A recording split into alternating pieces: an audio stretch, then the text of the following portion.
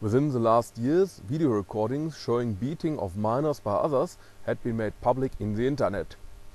These systematic violent persecutions had been taking place before, but it was not possible to easily record them and make them public to a large audience through the internet.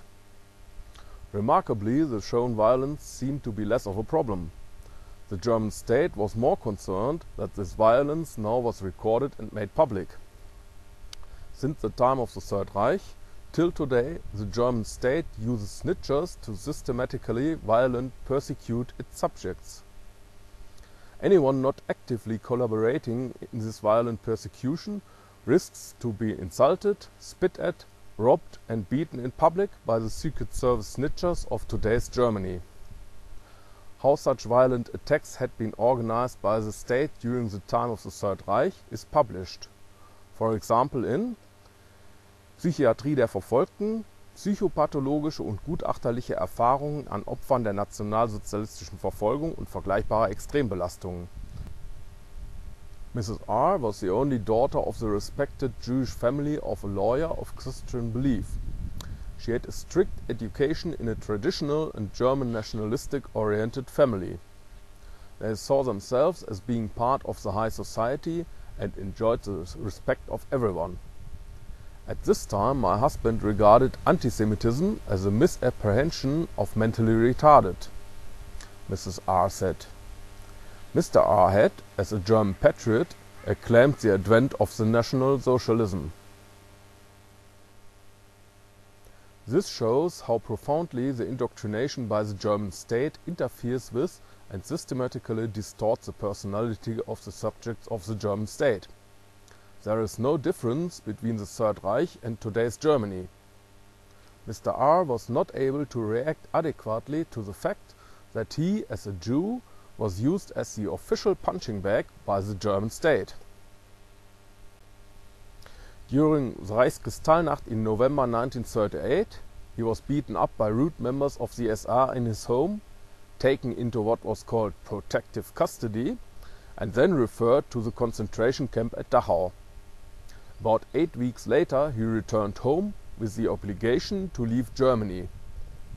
He was peaked, exhausted, and showed visible signs of maltreatment. His wife described his condition as emotionally broken. After several months of infirmity, he died in 1939, aged 41, due to pneumonia. They had taken away everything from her: her husband, her children, her untroubled life before persecution. This cannot be compensated through the economic restitution. But the worst was that not only the Nazis, but almost everybody emerged as beasts. Today's Germany is similar. In 2003, me and my brother had been assaulted while publicly measuring the surveillance by radar during the hot air balloon festival in Leipzig. We had been bashed up and robbed. Several hundred visitors of the festival had been standing around the scene in a large circle without anyone even calling the police. This picture shows the main offender and on the left the person who guided him to the place where we were standing. Germany today is the same Nazi state as during the time of the Third Reich. Everybody not taking part in the system is violently removed from public places by the German Secret Service and their snitchers. Her children, being Christians and Germans like the others, had been taunted and spit at. She herself had experienced in most of the shops that they did no longer sell goods to the Jews. When she presented her food ration cards, stamped with a J, she often had been humiliated like a dog. She had been pushed off the sidewalk. People were spitting in front of her. The children on the street had been instigated by their parents and threw garbage at her.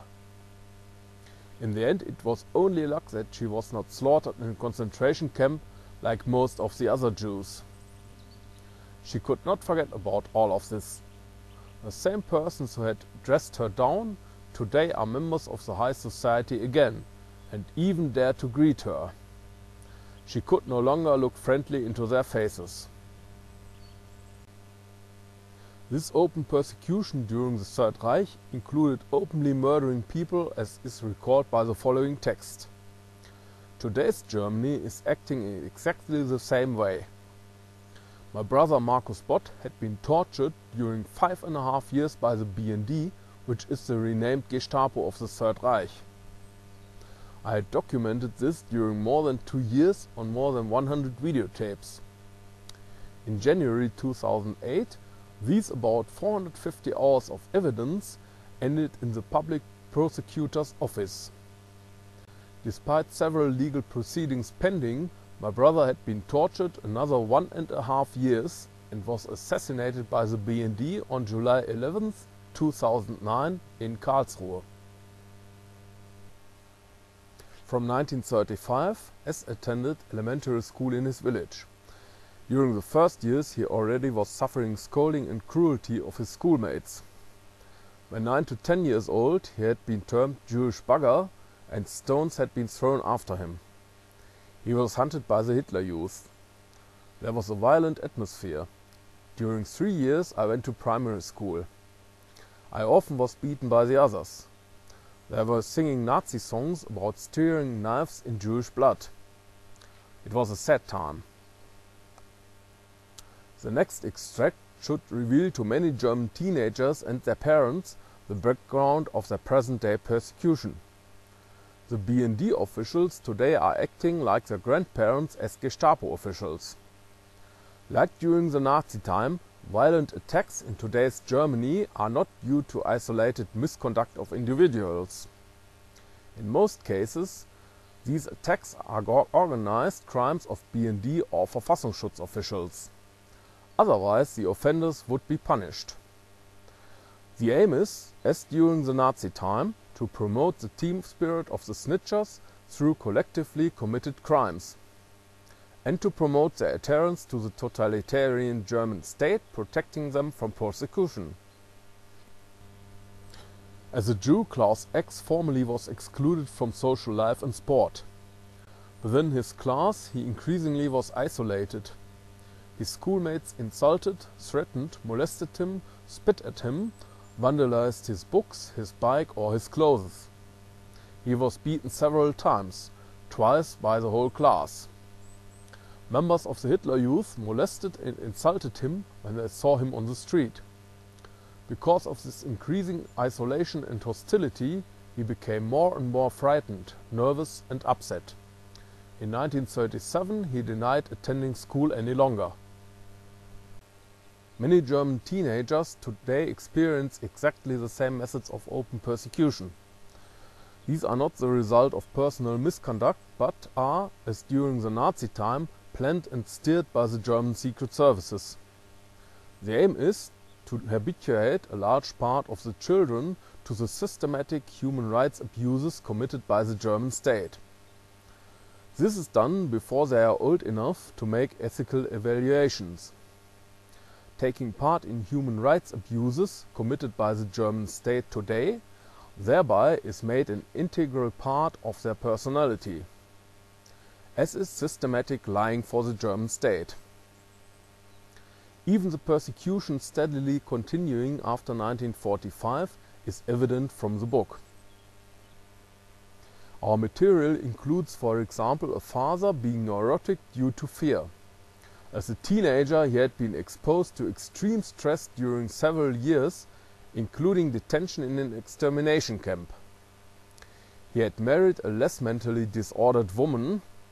Having suffered severe persecution herself, she is fearful too. Their 9-year-old son already is imitating his father's symptoms of fear while showing infantile neurotic behavioral and experiencing pattern. He does not want to leave his home, is worried about being assaulted on the street, is afraid of many alleged dangers, and clings in a typical way to his mother. Sometimes he dropped down at the doorsill to stay home. This son of Jewish parents obviously was experiencing similar patterns of persecution as his parents during the Nazi time. There are many reports like this, even from recent times. With an outrageous brutality, these psychiatrists on the payroll of the German state are defaming the victims of the ongoing persecution by the former Gestapo. They are claiming a neurotic behavior of the parents and their son.